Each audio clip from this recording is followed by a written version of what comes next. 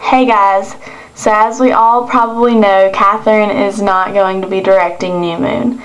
But as a farewell to her, a bunch of Twilighters have planned to go and see Twilight this Friday, December 12th, which is supposed to be the original Twilight release date, as kind of like a farewell tour.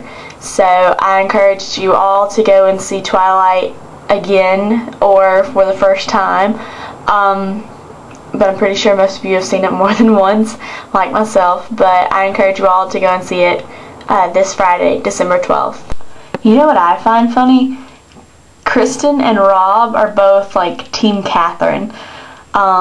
They're really kind of upset that Summit's chosen a new director, and they're like, because the reason why they've chosen a new director, some of you may not know this, is because apparently Catherine takes too long because she wants to get the film just right, whenever Summit doesn't want to take that much time because they want money, money, money. Twilight has made Summit greedy, and I just hope that New Moon is not cheesy. In the words of Kristen Stewart, I just hope that they don't it up. And I hope that Catherine comes back for Eclipse. Bye.